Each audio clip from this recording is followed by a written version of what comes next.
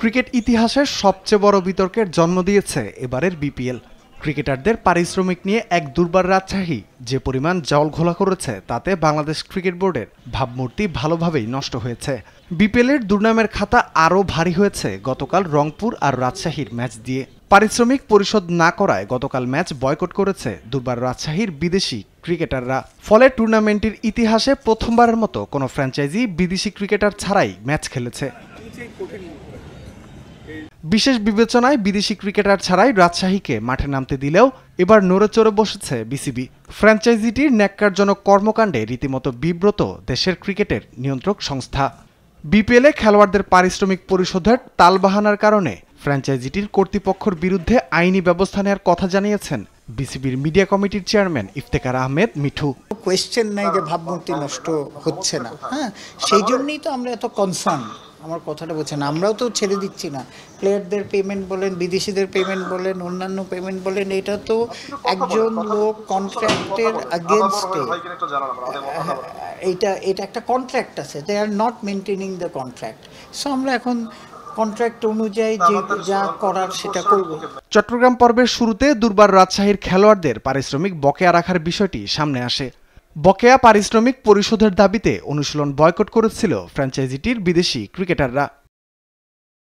তবে বিসিবির হস্তক্ষেপে সে সময় সমস্যার সমাধান করা হয়। ক্রিকেটের ভাবমূর্তি নষ্ট করায় রাজশাহীর এইসব কর্মকাণ্ডকে বিশেষভাবে দেখা উচিত বলে মনে করছেন সিনিয়র ক্রীড়া সাংবাদিক শামীম চৌধুরী। সিলেট থেকে শুরু হয়েছে আপনার ক্রিকেটারদের পেমেন্ট যে দেওয়া হয়নি ইস্যুটা, কারণ আপনাকে এখানে বিপিএলের কিন্তু প্লেয়ারদের পেমেন্টের একটা সিস্টেম করে দেওয়া আছে যে আপনার 3 কিস্তিতে টাকাটা দিবেন। কিভাবে দিবেন? আপনি যখনই প্লেয়ার্স ড্রাফটে নেবেন তখনই কিন্তু 25% আপনাকে পরিশোধ করতে হবে। এরপরে লিগ চলাকালে 50%, আর বাকিটা হচ্ছে 25% থাকে, সেটা হলো শেষ দিকে। অর্থাৎ ইতিমধ্যে কিন্তু ক্রিকেটারদের 75% টাকা পেয়ে যাওয়ার কথা, যার যার চুক্তিতে যা আছে সেই টাকার। কিন্তু আসলে কি সেটা পেয়েছে? অনেকের তো 25%ই টাকা পায়নি, দিতে পারেনি। এটাই বিরাট অভিযোগ কিন্তু। আর ফরেন ক্রিকেটারদের ক্ষেত্রে এটা সমস্যা প্রকট এই কারণেই যে তারা কিন্তু দেশে ফিরে যাবে। তারা যদি টাকাটা ইতিমধ্যে না পেয়ে যায় তাহলে তারা খেলা কনসেন্ট্রেশন করবে কি করে? দুর্বার রাজশাহীর যে ফরেন ক্রিকেটারকে মাঠে আনতে পারলো না, এবং যখনই আমরা প্লেয়ার শিট হাতে পেয়েছি তখনই কিন্তু সবাই বিস্মিত হয়েছে। তার আগেই জানাজানি হয়েছে যে তাদের বিদেশি ক্রিকেটার আসবে না, কারণ তারা কিন্তু একবার প্র্যাকটিস পর্যন্ত বর্জন করেছে, তাই না? ক্রিকেটারদের টাকা না দিলে প্র্যাকটিস করবেন, এবং তখন কিন্তু ক্রিকেট বোর্ডের হস্তক্ষেপে তারা কিন্তু 25% টাকা কারো বেশ কয়েকজন ক্রিকেটারকে দিতেও পারছে। তারা কিন্তু সুনামের সাথেই সারা ওয়ার্ল্ডের ফ্র্যাঞ্চাইজ লিগ খেলে থাকেন, তাদেরকে কালকে মাঠে নামাতে পারলো না। এখানে বিপিএলের প্লেইং কন্ডিশনের 1.2.8 ধারা স্পষ্ট আছে যে আপনাকে 4 জন সর্বোচ্চ বিদেশি ক্রিকেটার খেলাতে পারবেন, আর সর্বনিম্ন হচ্ছে 2 ক্রিকেটার। আপনি যার কারণে খেয়াল করে দেখবেন যে বিপিএলের লাস্ট ম্যাচ, যেটা আপনার কোনো হোপ নাই যে আপনি সর্বনিম্ন পয়েন্ট তালিকার দল, উনিও কিন্তু বিদেশি ক্রিকেটার নিয়েই খেলেন। কিন্তু এই ক্ষেত্রে কালকে ব্যত্যয় ঘটেছে। এটা এমন হতে পারতো যে ম্যাচটা কিন্তু যদি যে অবস্থা ছিল, প্লেইং কন্ডিশনের ধারা যদি বহাল থাকতো, তাহলে কিন্তু ম্যাচটা কিন্তু আপনাকে পরিত্যক্ত ঘোষণা করতে হতো। এবার বকেয়া বেতনের দাবিতে ম্যাচ বয়কটের পথে হাঁটে রাজশাহীর বিদেশি খেলোয়াড়রা। বিদেশিদের খেলাতে নগদ অর্থ দিয়ে তাদের দরজায় নক করা হলেও নাকি দরজা খোলেননি তারা।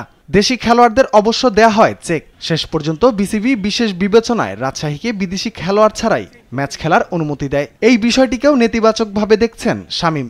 এই কঠিন অবস্থা থেকে পরিত্রাণের জন্য বিপিএলের যে আপনার টেকনিক্যাল কমিটির চেয়ারম্যান, উনি বিশেষ একটা উদ্যোগ নিয়ে ক্রিকেট বোর্ড এবং বিপিএল গভর্নিং কাউন্সিলের সাথে বসে উনি এদেরকে স্পেশাল ছাড় দিয়ে ওই স্থানীয় ক্রিকেটার দিয়ে অ্যালাউ করেছেন, তাদের 11 দিয়ে তাদের মাঠে নামানোর জন্য অ্যালাউ করেছেন।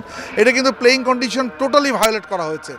আপনি এরকম একটা ফ্র্যাঞ্চাইজ লিগ, যেটা সারা ওয়ার্ল্ডের মানুষ অ্যারাউন্ড 80টা দেশ দেখতেছে আপনার খেলাটা, তাদেরকে সবাইকে আপনি একটা হাস্যরসের পাত্র হয়ে গেছেন। জিনিসটা মোটেও ভালো হয়নি।